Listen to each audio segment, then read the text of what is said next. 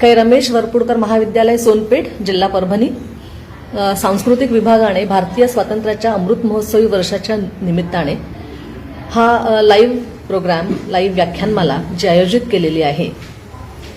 तर या व्याख्यानमालेत सर्वप्रथम त्यांनी मला इथे बोलवल्याबद्दल मी त्यांचे आभार मानू इच्छिते.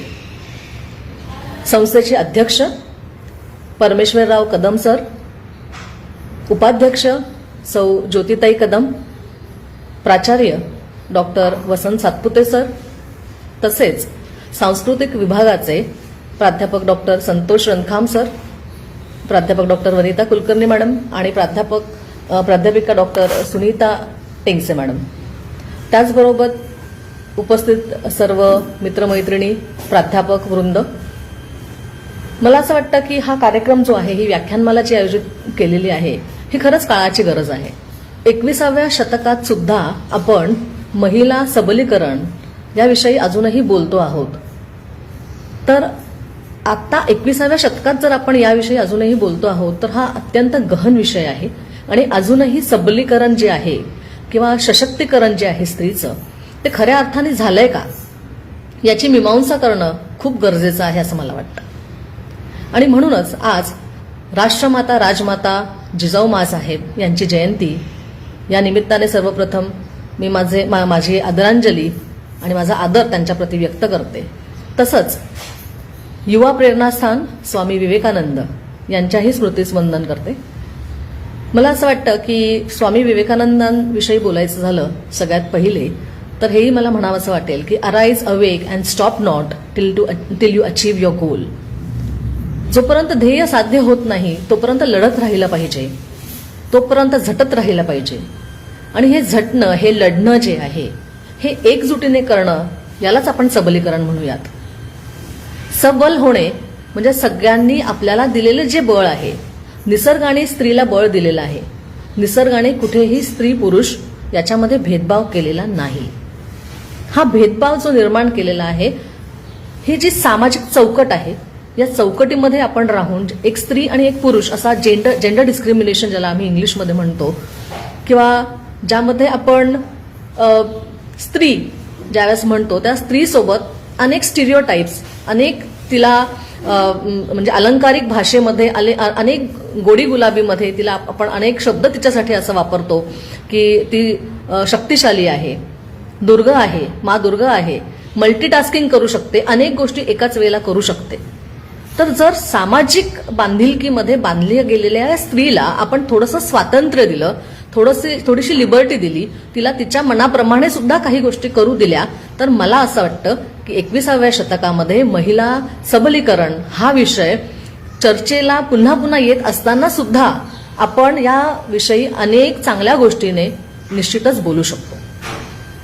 बोलायचं झालं आता स्त्री सबलीकरणाविषयी, किंवा ज्याला आता आपण सशक्तीकरण म्हणूयात, मला असं वाटतं. कारण की स्त्री अबला कधीच नव्हती, स्त्री अबला कधीच नव्हती. त्यामुळे तिला सबला करण्याचं हे जे काही आतापर्यंत आपण घाट घातलेला आहे, हा घाटच मुळात चुकीचा आहे असं मला वाटतं. स्त्री कधी अबला होती सांगा पाहू मला? स्त्री कधीच अबला नव्हती. तिला तिच्या वैचारिक जडणघडणामध्ये घरातून जी सुरुवात होते, त्याच वेळेस तिला सांगितलं जातं की तू एक मुलगी आहेस, एक स्त्री आहेस, आणि हे तुझे लिमिटेशन्स आहेत. तू नाजूक आहेस, तुला शारीरिक मर्यादा आहेत. ज्यावेळेस एखादी गोष्ट सातत्याने मनावर बिंबवली जाते, त्यावेळेस ती जडणघडण तशीच होत जाते. एक छोटंसं उदाहरण इथे देऊ इच्छिते. ज्यावेळेस ऍडमिशन घेण्याची वेळ येते, त्यावेळेस मुलींना असं सांगितलं जातं की मला असं वाटतं की ऍडमिशन घेताना मुलींना सांगितलं जातं की mathematics is not your cup of T. गणित हा विषय तुझ्यासाठी नाहीये, इंजिनिअरिंग हा विषय तुझ्यासाठी नाहीये. असं का? सातत्याने लहानपणापासून जर आपण हे मुलींवर बिंबवत गेलो, सातत्याने तेच सांगत गेलो, तर मला असं वाटतं तीच जडणघडण होते. कारण की निसर्गाने आपल्याला दोघांनाही, स्त्री आणि पुरुष दोघांनाही समान बुद्धी दिलेली आहे, समान शारीरिक क्षमता दिलेली आहे. पण गोड शब्द वापरून ह्या सशक्तीकरणापासून, या सबलीकरणापासून आपण कुठेतरी स्त्रीला वंचित ठेवत असतो. आणि म्हणूनच मला असं वाटतं की जगाने जे लैंगिक समतेच्या दिशेने प्रगती आता केलेली आहे गेल्या 3 दशकांमध्ये किंवा आपण म्हणूयात अलीकडच्या दशकामध्ये जी प्रगती झालेली आहे, हा प्रगतीचा वेग जो आहे तो असमान वेग आहे. निश्चित प्रगती होतीये, स्त्रीचीही प्रगती होतीये, स्त्री सशक्त होतीये, स्त्री सबल होतीये, पण हा जो स्पीड आहे किंवा हा जो वेग आहे, हा वेग असमान आहे. पुरुषांच्या आणि स्त्रीच्या मधला जो वेग आहे प्रगतीचा, हा असमान वेग आहे. आणि ही असमानता जी आहे, ही असमानता कुठेतरी आपल्या प्रत्येकाला बोचते, स्त्रीला आणि पुरुषांना दोघांनाही बोचते. काही महत्वाचे अडथळे आजही या सबलीकरणाच्या मध्ये उभे आहेत. आणि ते अडथळे कुठले आहेत? जसं पूर्वीच्या काळी वैदिक काळापासून जर आपण बोललो किंवा आर्यन समाजापासून जर आपण बोललो, तर मला असं वाटतं की स्त्रीला एक मान सन्मान त्यावेळेस सुद्धा होताच, नाही असं नाही. परंतु महिलांमध्ये आजही आपण हेच बघतो की त्या स्वातंत्र्याला कुठेतरी आळा घातला जातो संस्कृतीच्या नावावर. लिमिटेशन्स ज्याला आपण म्हणतो की ह्या तुमच्या लिमिटेशन्स आहेत, या लिमिटेशन्सच्या नावावर आपण कुठेतरी बंधनं घालतो. संस्कृती जसं असं आता मी म्हटलं की हे आपले संस्कार आहेत, ही संस्कृती आहे. या संस्कृतीच्या नावात आड किंवा या पडद्याच्या आड आपण अनेक वेळा त्या स्त्रीला मुक्तपणे स्वच्छंदपणे उडूच देत नाही. असं का करतो आपण? कशाची भीती वाटते आपल्याला? प्रत्येक वेळेस स्त्रीचं अस्तित्व, स्त्रीचं पावित्र्य तिच्या शरीरासोबत जोडलं जातं. मग ती मनाने कितीही पवित्र असू देत, ती मनाने कितीही चांगली असू देत, सामाजिक भान आपण ज्यावेळेस ठेवतो त्यावेळेस आपल्या असं लक्षात येतं की मुलांना आणि मुलींना आपण एकत्र वाढवत असताना कुठेतरी मन अजूनही घाबरतं. कारण की समाजामध्ये अजूनही ज्या प्रकारचा शारीरिक आणि लैंगिक अत्याचार स्त्रियांवर होतो तो अजूनही कमी झालेला नाहीये आणि हे अत्यंत दुर्दैवी आहे. आणि म्हणूनच समानतेची भाषा ज्यावेळेस आपण वापरतो किंवा समानतेविषयी ज्यावेळेस आपण चर्चा करतो, असे अनेक कॉन्फरन्सेस सेमिनार्स आपण घेतो, त्यावेळेस या गोष्टीची जाणीव सतत होत राहते की कुठेतरी या गोष्टीला आळा बसणं, या गोष्टीला चाप बसणं खूप गरजेचं आहे. आणि हे कसं बसणार आहे, हा चाप कसा बसणार आहे? तर निश्चितच एका स्त्रीने दुसऱ्या स्त्रीला दिलेलं स्वातंत्र्य असू देत घरामधलं. आता जसं आपण बघितलेलं आहे की पितृसत्ताक समाजामध्ये अजूनही that 3 P's in Marathi, 3 P जे आहेत मराठीचे, पिता, पती आणि पुत्र. तर या 3 ज्या गोष्टी आहेत, तर या गोष्टींच्या ऋणानुबंधांमध्ये स्त्री ज्यावेळेस वाढत असते. येस, विठ्ठल जायभाई सर म्हणतात की पवित्र हा शब्द स्त्रीलाच लावला जाणं हे लांछनास्पद आहे. निश्चितच सर, मला त्याही पलीकडे जाऊन असं म्हणावं असं वाटतं की असे शब्द जिथे आपण कुठेतरी कर्मकांडांमध्ये स्त्रीला गुंतवतो, या कर्मकांडांमध्ये स्त्रीला का गुंतवल्या जातं? कशाची भीती वाटते? स्त्री आणि पुरुष समान आहेत, एका गाडीची 2 चाकं आहेत आणि म्हणून ते सातत्याने एकमेकांसोबत जर चालत राहिली तर मला असं वाटतं की it will not be far away that when we will celebrate being humans. आपण मनुष्य आहोत, मानवतावाद आपल्यामध्ये रुजला पाहिजे. आणि हा मानवतावाद रुजवत असताना कुठेही जेंडर डिस्क्रिमिनेशन, लिंगभेद आपण करू नये. लिंगभेद करत असताना आपल्याला नंतर हे जाणवतं कुठेतरी की मी माझ्या सहचरणीला किंवा मी माझ्या पतीला, आम्ही दोघांनी जर सोबत मिळून केलं असतं तर मला असं वाटतं की ही गाडी कदाचित खूप वेगाने पुढे पळली असते. इथे आपण जेंडर डिस्क्रिमिनेशन विषयी बोलत नाही आहोत, पण मला असं सातत्याने या गोष्टीचं म्हणजे वाटत राहतं की सबलीकरण ज्यावेळेस आपण म्हणतो त्यावेळेस कुठेतरी पुन्हा पुन्हा आपण म्हणतो की पिता पुत्र पती. अरे पिता पुत्र पती ठीक आहे अँड वी एक्सेप्ट इट. कारण की त्या प्रकारचं प्रेम, त्या प्रकारची भावना, त्या प्रकारचं त्या व्यक्तीबद्दल आदर प्रत्येकाच्या मनामध्ये असतो. तो स्त्रीच्या मनामध्येही असतो आणि पुरुषांच्या मनामध्येही असतोच. राजकीय, सामाजिक, आर्थिक दृष्ट्या स्त्री सबल आहे का? असेल तर तिला आपण कुठपर्यंत म्हणजे असमानता जी आहे ती कुठल्या कुठल्या क्षेत्रांमध्ये अजूनही टिकून आहे हे आपल्याला सगळ्यांना माहिती आहे. परंतु लक्षणीय जो बदल होत चाललेला आहे तो शिक्षण क्षेत्रामध्ये होत चाललेला आहे, व्यवसायामध्ये होत चाललेला आहे. ही जी असमानता आहे मुलींमध्ये आणि महिलांमध्ये, जी वारंवार आपण त्याच्यावर कॉन्फरन्सेस घेतो, सेमिनार्स घेतो, अशा व्याख्यानमाला आयोजित करतो, तर मला असं वाटतं की एक विशिष्ट पद्धतीने सामाजिक, राजकीय आणि लीगल अँड सायंटिफिक, वैज्ञानिक दृष्ट्या सुद्धा काही गोष्टींवर आपलं नियंत्रण नसल्यामुळे मला असं वाटतं की आपण ही जी दरी आहे स्त्री आणि पुरुष यामध्ये, ही आपण कमी करण्यामध्ये आजही अयशस्वी आहोत बऱ्याच प्रमाणामध्ये. मी असं म्हणत नाही की आपण पूर्णपणे ज्या पद्धतीने मागे होतो किंवा पुरातन कालामध्ये होतो त्याच पद्धतीने आजही आपण चाललेले आहोत. निश्चितच आपण खूप बदल केलेला आहे आणि तो सकारात्मक बदल आहे. आणि हा सकारात्मक बदल आपल्याला या व्याख्यानमालेतूनही दिसला की आधीच्या 2 वक्त्या ज्या होत्या त्या सुद्धा स्त्री होत्या. आता आरोग्याच्या दृष्टीने म्हणा, सामाजिक दृष्टीने म्हणा, ज्यावेळेस आपण हा भेदभाव करायला सुरू करतो मुलींमध्ये, महिलांमध्ये, तर मला वाटतं की आपण हा प्रश्न जास्त जटिल करत जातो, हा प्रश्न जास्त कॉम्प्लिकेटेड करत जातो. आणि म्हणून मला असं वाटतं की विचार आणि कृती, okay, what you preach and what you practise has to be one. जो आपला विचार आहे आणि जी आपली कृती आहे याच्यामध्ये जर खूप तफावत असेल तर महिला सबलीकरण मला असं वाटतं होणं खूप अवघड आहे. कारण की बऱ्याच वेळा आपण असं बघतो की अनेक वक्ते खूप चांगलं बोलतात, अनेक पुरुष खूप चांगलं बोलतात, अनेक स्त्रिया खूप चांगलं बोलतात, पण 4 चौकटीच्या आत गेल्यानंतर त्या स्त्रीला कपाळावर कुंकू आणि गळ्यात मंगळसूत्र घालणं, आता आलेला सण संक्रांती, ओके, सुगडं आणि जे काही आपण वौसा टाकणं ज्याला म्हटलं जातं, हे करणं, तर या कर्मकांडातून आपण कधी बाहेर येणार आहोत. मी असं म्हणत नाही, मी कुठल्याही धर्माच्या किंवा देवाच्या किंवा रिलिजनच्या विरुद्ध नाहीये, पण मला इथे निश्चित असं म्हणावं असं वाटतं की सायंटिफिक दृष्टिकोन जो आहे, रॅशनल दृष्टिकोन जो आहे, हा दृष्टिकोन असणं अत्यंत महत्वाचं आहे. यामध्ये आपल्याकडे बलुतेदारी सिस्टीम होती, 12 बलुतेदार होते, त्याच्यामध्ये आपण देवाणघेवाण होत असताना कुंभारांना सुद्धा काहीतरी काम मिळावं म्हणून ते सुगडे विकत घ्यायचो. आज आपण पाहिलं की बऱ्याच वेळा बऱ्याच ठिकाणी आज आपण आपल्याला लक्षात येतं की हे जे सुगडे आहेत, ओके, हे आपण आज खूप फॅशनेबल पद्धतीने चहा पिण्यासाठी वापरतो. तर कुठेही सांस्कृतिक ज्यावेळेस बदल होत असतात तर हे बदल करणं अत्यंत अवघड आहे, पण अशक्य नाही. सो मुलींच्या स्पष्ट म्हणजे स्वच्छ परिभाषेमध्ये सांगायचं झालं तर उदात्तीकरण जे आहे, मुलींचं उदात्तीकरण होणं अत्यंत गरजेचं आहे. आणि त्यासाठी मला असं वाटतं शिक्षण हा सगळ्यात महत्वाचा आणि सगळ्यात मेजर पाया आहे.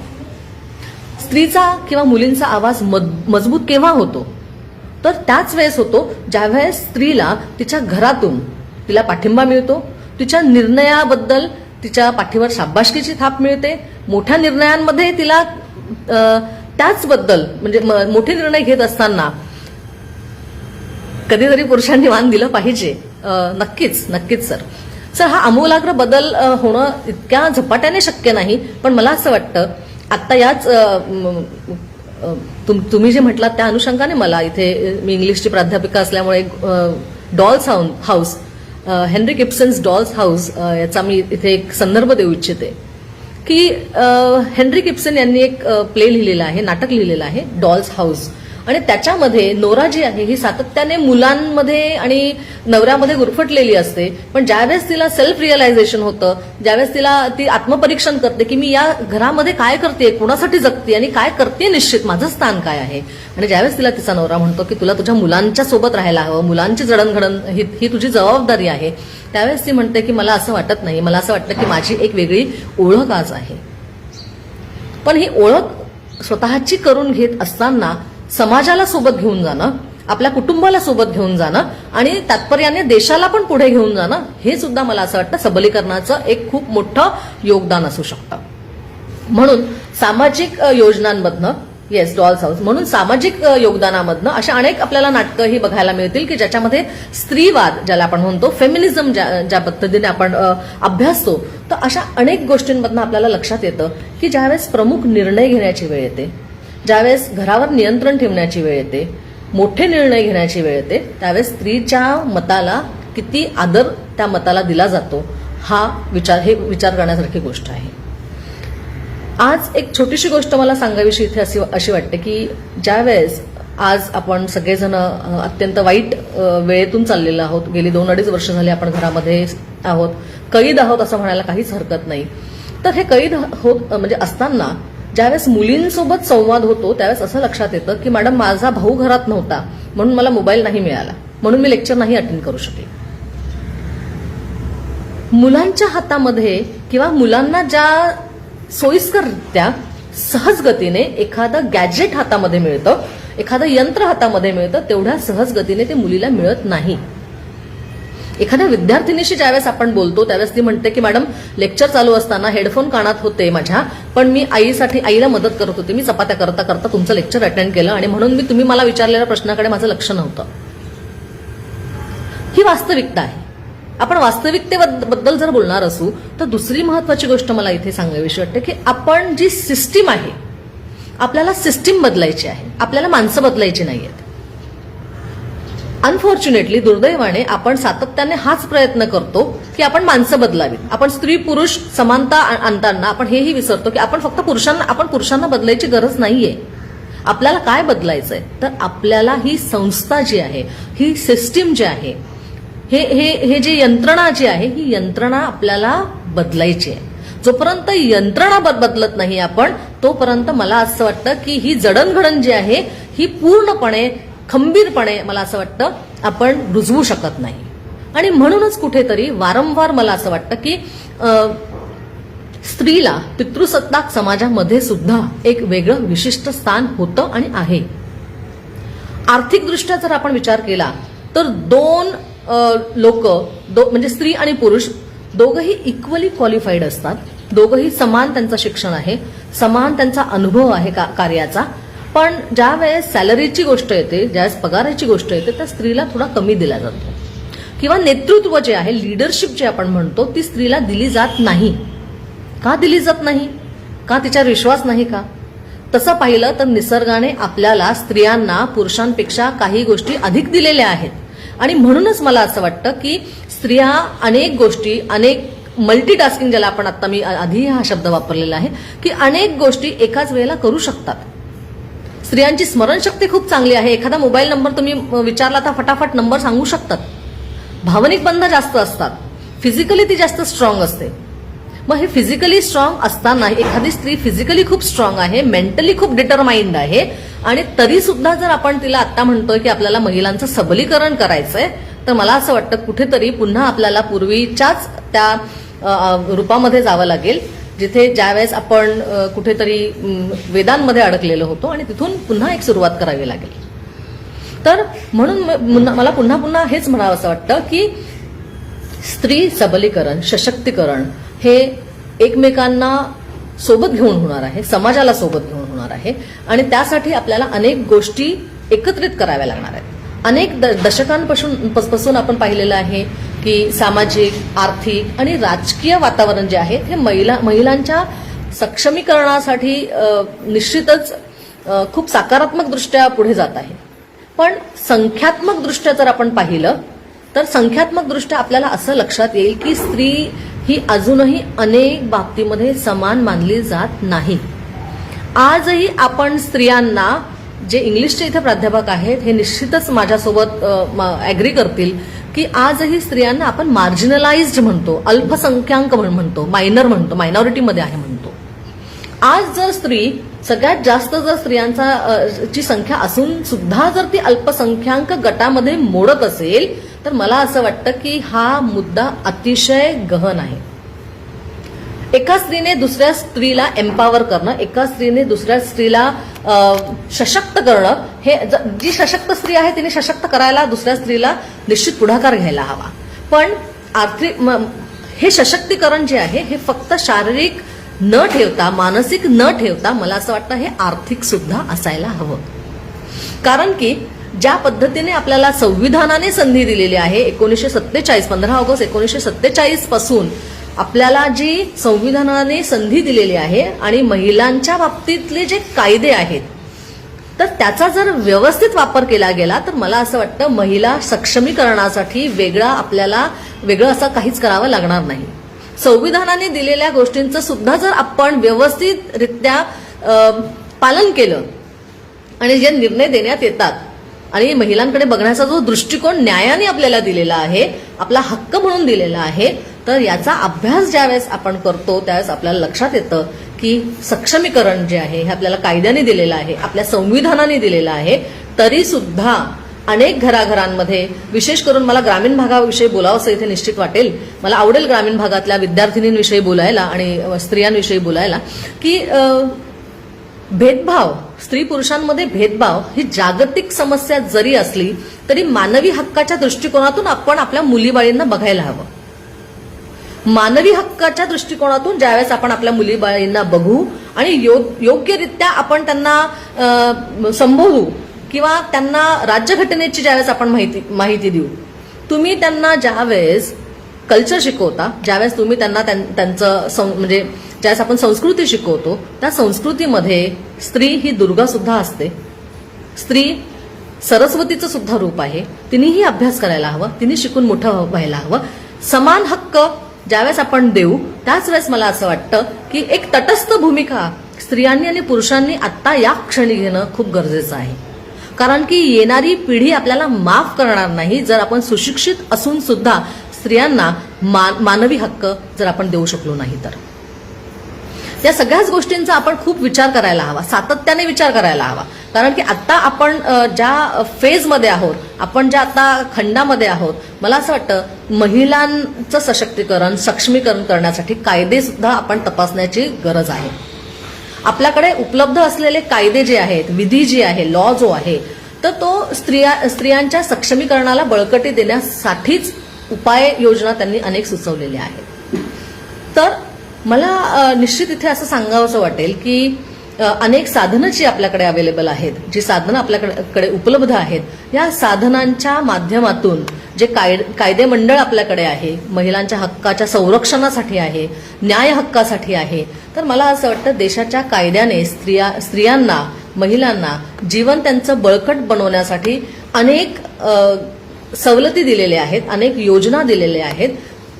फरक आणि खरी गोष्ट एवढीच आहे की ते प्रभावीपणे आपण खरंच वापरतो का? जो कायदा आपल्यासाठी बनवलेला आहे तो कायदा आपण प्रभावीपणे आपल्यासाठी वापरतो का? आणि जर आपण तो वापरत नसू तर तो वापरण्यासाठी आपण काय प्रयत्न पुढे करणार आहोत आणि हा प्रयत्न कोणी करायचा आहे? याच्यामध्ये लिंगभेद न ठेवता तो पुरुषांनीही करायचा आहे आणि स्त्रियांनीही करायचा आहे. कुठेही आपण फेमिनिस्ट पर्स्पेक्टिव्हनी या गोष्टीकडे बघायला नकोय. जसं मी म्हटलं की आपल्याला पुरुषांना सुधारण्याची गरज नाहीये किंवा स्त्रियांना सुधारण्याची गरज नाहीये. काही सुधारायचं असेल तर आपल्याला सिस्टीम सुधारायची आहे.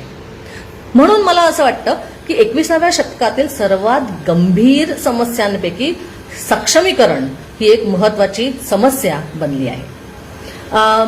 आणि मला असं वाटतं दुसरी गोष्ट की शिक्षण असू देत, रोजगार असू देत, सामाजिक चळवळी असू देत, सामाजिक बदल असोत किंवा सशक्तीकरणासाठी अनेक घटक जे आपल्याकडे आज उपलब्ध आहेत, या सगळ्या घटकांसोबत आपल्याला जगता आलं पाहिजे. आपल्याला स्वतःला अपडेट करता आला पाहिजे, अपग्रेड करता आला पाहिजे.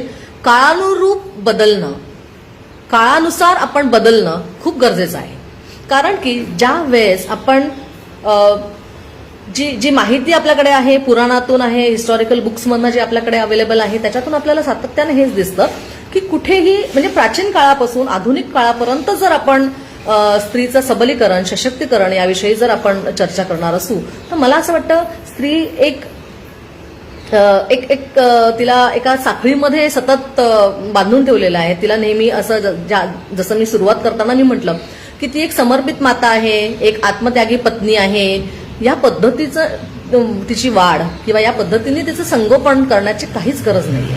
तिलाही मुक्तपणे, स्वच्छंदपणे, स्वतःच्या आवडीनुसार जगण्याचा हक्क आहे आणि तो हक्क देणं म्हणजेच तिला सशक्त करणं आहे. वडिलांनी मुलींना देणं, पतीने पत्नीला देणं, भावाने बहिणीला देणं. आणि म्हणूनच हे सशक्तीकरण करत असताना किंवा म्हणजे पूर्ववैदिक समाज जो जर आपण बघितला तो पूर्ववैदिक समाज जो होता हा मातृसत्ताक होता. आणि मातृसत्ताक असताना तो मातेचीही पूजा करायचा आणि या पृथ्वी मातेची सेवा करण्यापासून, निसर्गाची सेवा करण्यापासून, आईची सेवा करण्यापासून तो बहीण आणि बायकोलाही तोच उत्तम दर्जा देत होता. तर वैदिक समाज, पूर्ववैदिक समाज जर मातृसत्ताक होता तर आज निदान कमावणाऱ्या स्त्रीला किंवा जी स्त्री घर चालवतीये, खांद्याला खांदा देऊन उभी राहतीये, तर अशा स्त्रीला आपण तिला हव्या असलेल्या छोट्या गोष्टी जर आपण करू दिल्या तर मला असं वाटतं तो जो कॉन्फिडन्स आहे, तिचा जो आत्मविश्वास आहे, तो निश्चितच वाढणार आहे. आर्यन काळामध्ये आर्यन समाजाच्या वेळेस किंवा आर्यनांनी सुद्धा जवळजवळ मानवी जगात किंवा मानवता असलेल्या एका सामाजिक चौकटीमध्ये ज्यावेळेस स्त्रीचं रूप बसवलं, माता म्हणून बनवलं, तर मला या गोष्टीचं खरंच खूप आश्चर्य वाटतं की आई किंवा स्त्री किंवा मुलगी किंवा पत्नी तर जीवनाच्या सर्व क्षेत्रांमध्ये तिला उच्च दर्जा गेला म्हणजे ऋग्वेदिक काळामध्ये सुद्धा आपण ज्यावेळेस अभ्यास करू तर त्यावेळेस सुद्धा स्त्रीला खूप महत्व होतं, शिक्षणाला सुद्धा महत्व होतं आणि स्त्रिया त्या काळामध्ये सुद्धा शिक्षण घेत होत्या. दे वर टेकिंग एज्युकेशन. महिलांना समाजात योग्य स्थान दिले पाहिजे हे बुद्धांनी सुद्धा सांगितलेलं आहे. जैन समाजामध्ये सुद्धा स्त्रियांना शिक्षण देण्याविषयी अनेक आपल्याला पुरावे सापडतील आजही. आणि म्हणूनच स्त्री समानता ही समानता फक्त कल्चरल पॉइंट ऑफ व्ह्यूने, सोशल पॉइंट ऑफ व्ह्यूने, म्हणजे सामाजिक आणि सांस्कृतिक किंवा राजकारणाविषयी बोलायचं झालं तर मला एक प्रश्न इथे विचारावासा निश्चित वाटेल की राजकारणामध्ये आज किती स्त्रिया अशा आहेत ज्यांच्या हातामध्ये खूप सत्ता आहे. राजकारणाचं जाऊ द्या, एज्युकेशनचं बोलूयात आपण. आज आपल्याकडे भारतामध्ये जवळपास 800 विद्यापीठं आहेत. या 800 विद्यापीठामध्ये किती स्त्रिया व्हाईस चान्सलर म्हणून आज पदावर आहेत हा विचार करण्यासारखा मुद्दा आहे मला वाटतं. किती कॉलेजेस आहेत जिथे स्त्रिया प्राचार्य म्हणून काम करतात. आपण सगळे शिक्षण क्षेत्राशी निगडीत आहोत तर हा एक महत्वाचा मुद्दा आहे. स्त्रिया कुठेही म्हणजे इथे आपल्याला कुठेही रेस करायची नाहीये. इथे आपल्या कोणाची स्त्री पुरुष ही शर्यत नाहीच आहे मुळात. हे डोक्यातून काढून टाकूयात की स्त्री पुरुष ही शर्यत आहे. ही शर्यत नाहीये. हा मानवतावाद म्हणून आपण याकडे बघूयात. कारण की अनेक आपल्याकडे उत्तम उदाहरणं आहेत की जिथे पुरुषांनी स्त्रियांना मोठं केलेलं आहे, स्वतःपेक्षाही मोठं केलेलं आहे. आणि मला असं वाटतं की सावित्रीमाई हे उत्तम उदाहरण आपल्या समोर आहे. ज्योतिराव फुलेंनी जर सावित्रीमाईंना संधी दिली नसती, पुढे गेलं नसतं, तर मला असं वाटतं स्त्री शिक्षण 1835 सालपासून आपण जे आज अनुभवतो आहोत किंवा जे आजही नाव घेतो आहोत ते कदाचित हे नाव इतकं मोठं झालं नसतं. तर हा एक शर्यतीचा भाग नाहीये, ही एक रेस नाहीये. तर मला असं वाटतं हे एकमेकांना सोबत घेऊन जाण्याची किंवा एकमेकांसोबत राहण्याची ही आणि ती पकड एकमेकांसोबत, विश्वासाची पकड एकमेकांसोबत घट्ट ठेवण्याची गरज आहे. सशक्तीकरण म्हणत असताना ज्या काही जुन्या रूढी परंपरा होत्या, हुंडा बळी आपण पाहिलेले आहेत, अनेक बलात्काराच्या केसेस आपण ऐकतो. आजही स्त्रियांवर 21व्या शतकातही स्त्रियांवर त्याच पद्धतीने अनेक आपल्याला दैनंदिन जीवनामध्ये आपण अनेक सोशल मीडिया थ्रू अनेक अशा गोष्टी, अशा अनेक बातम्या वाचतो की ज्या वेळेस डोळ्यात अक्षरशः पाणी येतं की इतकं वाईट पद्धतीने, इतक्या क्रूर पद्धतीने स्त्रीला, एखाद्या मुलीला ट्रीट केलं जातं, तिला असं वागवलं जातं.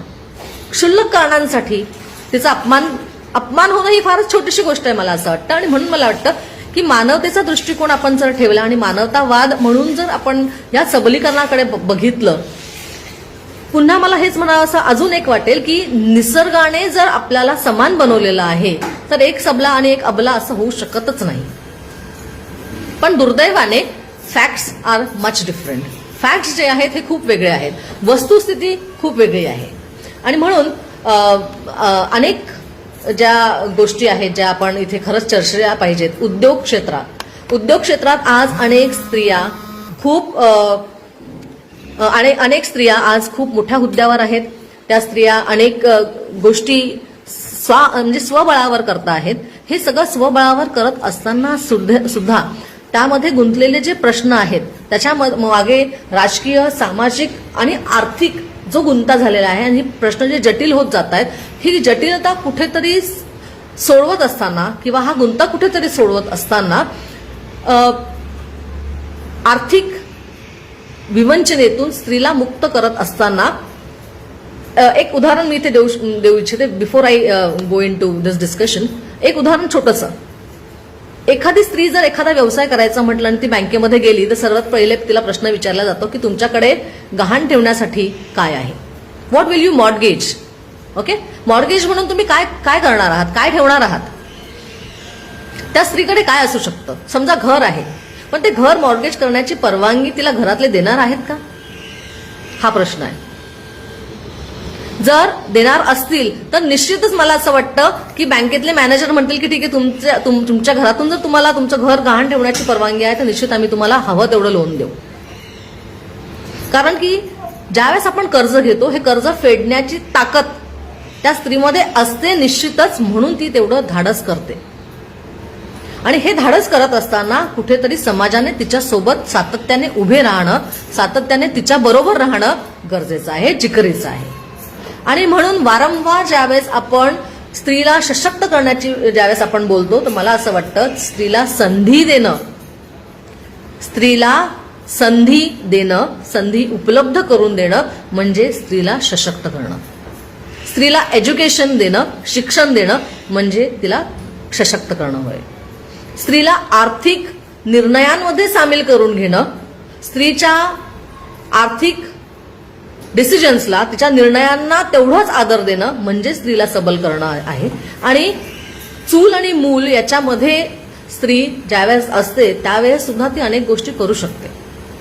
या अनेक गोष्टी करत असताना स्त्रीला समान न्याय देणं, समानता ठेवणं, सामाजिक आर्थिक समानता, त्याचबरोबर सांस्कृतिक, आणि मला असं वाटतं की सांस्कृतिक सुद्धा समानता असणं खूप गरजेचं आहे. त्याचबरोबर अनेक आपल्याला विधी म्हणजे लॉ जो आहे, या लॉने सुद्धा आपल्याला अनेक सेक्शन सबसेक्शन्स दिलेत. कॉन्स्टिट्यूशन, आपल्या संविधानाने आपल्याला अधिकार दिलेले आहेत. तर जे स्थानिक स्वराज्य संस्था आहेत किंवा शैक्षणिक संस्था आहेत, या शैक्षणिक संस्थांमध्ये उच्च पदस्थ किंवा उच्च पदावर स्त्रियांना संधी उपलब्ध करून देणं, इंडस्ट्रीजमध्ये, उद्योग क्षेत्रामध्ये सुद्धा स्त्रीला एक संधी उपलब्ध करून देणं, तिच्या कर्तृत्वावर, तिच्या कॅपेबिलिटीवर कुठेही जर आपण थोडाही जर आपण शंका ठेवतोय असं वाटलं तर मला असं वाटतं की ती स्त्री यशस्वी होऊ शकत नाही. तुम लढो हम तुम्हारे साथ है, तुम लढो तुम आगे बढ़ो हम तुम्हारे साथ है, एवढं जरी घरातल्या एखाद्या दुसऱ्या स्त्रीने म्हटलं तरी मला असं वाटतं की ती पहिली स्त्री जी आहे ती तेवढ्याच धाडसाने पुढे पडू शकते. म्हणून खोलवर रुजलेल्या ज्या रूढी परंपरा आहेत किंवा जे अनैसर्गिक ज्या गोष्टी, ज्या कर्मकांड आपल्यावर लादलेले आहेत, हे कर्मकांड असू देत किंवा अनैसर्गिक गोष्टी असू देत किंवा अनेक गोष्टींची अंमलबजावणी करण्याची वेळ असू देत, या गोष्टी ज्यावेळेस आपण करतो त्यावेळेस मला असं वाटतं की या सगळ्यातून मार्ग काढत ती स्त्री पुढे पडत असते.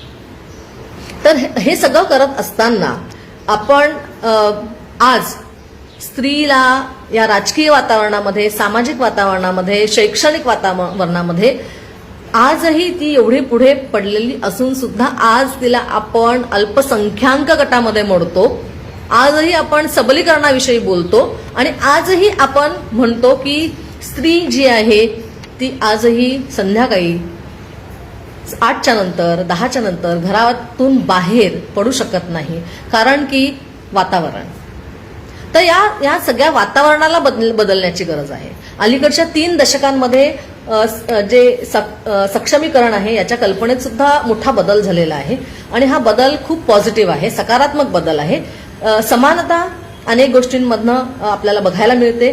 स्त्री पुरुष समानता आहे, रोजगार असू देत, शिक्षण असू देत, तर या सगळ्यांमधनं आपल्याला हेच लक्षात येतं. हे निरीक्षण जर आपण इथे नोंदवायचं म्हटलं तर या सगळ्या गोष्टीतून असं निरीक्षण निश्चित आपण नोंदवू शकतो की स्त्रीला समान न्याय, मानवतेच्या दृष्टिकोनातून बघणं, त्याचबरोबर तिला तिचे पंख पसरवण्याची संधी आपण उपलब्ध करून दिली तर मला असं वाटतं की निश्चित स्त्री आहे त्यापेक्षा 10 पावलं पुढे पडू शकते. स्त्रीवर होणारे अत्याचार, आपल्याकडे विशाखा कृती समिती आहे, आपल्याकडे WDC सेल्स आहेत कॉलेजेसमध्ये, विमेन डेव्हलपमेंट सेल, आपल्याकडे ICC आहे, इंटरनल कंप्लेंट्स कमिटी आहे. पण आजही स्त्रियांना खरंच धाडस होतं का? जर आपण स्टॅटिस्टिकल रिपोर्ट्स बघितले तर अनेक वेळा आपल्याला असं लक्षात येतं की 3 ते 5 मधल्या एका स्त्रीला नैतिक शारीरिक सामाजिक आघात कधी ना कधी झालेला असतो. मग तो शाब्दिक असू दे, तो शारीरिक असू दे, अन्यथा तो आर्थिक असू दे. उन्नतीचे मार्ग, उत्क्रांतीचे जे मार्ग आपण म्हणतो, हे उत्क्रांतीचं सबलीकरण हा एक उत्क्रांतीचाच भाग झाला. ही उत्क्रांती ज्यावेळेस आपण या विषयी ज्यावेळेस आपण चर्चा करतो, तर स्त्रीला या सगळ्या गोष्टी करण्याची अनुमती घ्यावी लागणं म्हणजेच इट्स अ फेलियर. परवानगी घ्यावी, एखादी गोष्ट करण्यासाठी परवानगी ज्यावेळेस घ्यावी लागते, तर मला असं वाटतं की ही हार आहे आपली. तिथूनच आपण हरतो.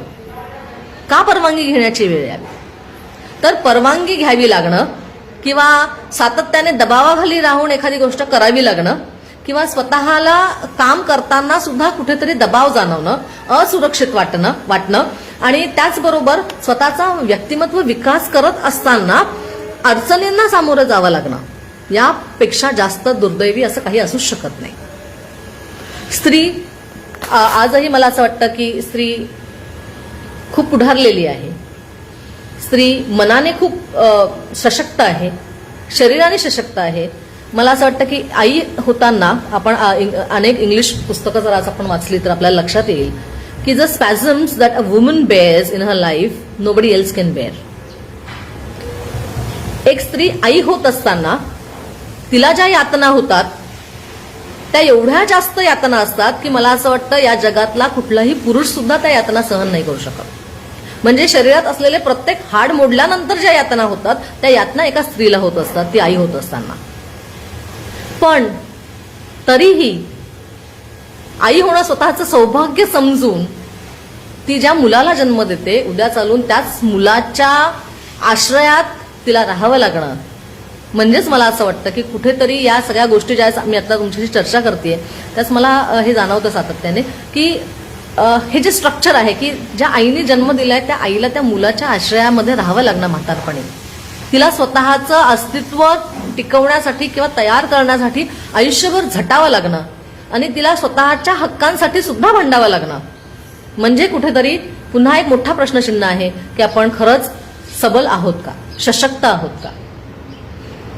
इंडियन्स आर ओरिएंटलिस्ट, इमोशनल असं म्हटलं जातं. आपण खूप भावनिक लोक आहोत.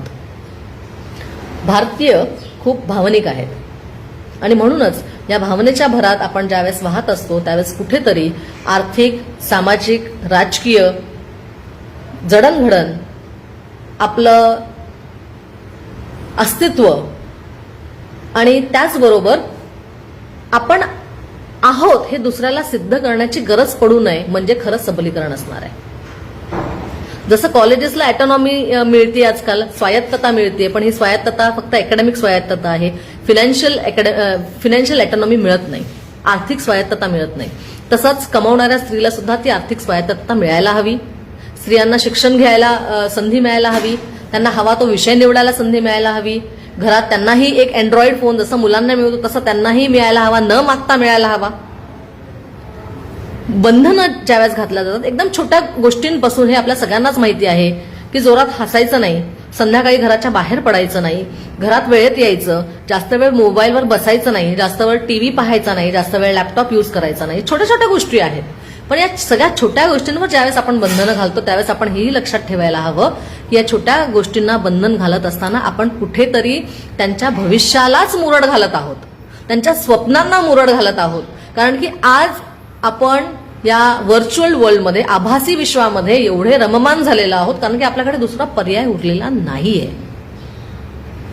आणि म्हणूनच मला असं वाटतं की सातत्याने आपण सबलीकरणाच्या गोष्टी, जे कृती आणि विचार ज्याविषयी ज्यावेळेस आपण बोलतो, तर मला असं वाटतं की कृती करणं, आपल्या घरापासून त्याची सुरुवात करणं, आपल्या कन्येपासून, आपल्या बहिणीपासून त्याची सुरुवात करणं खूप गरजेचं आहे. कुठेतरी स्वायत्तता,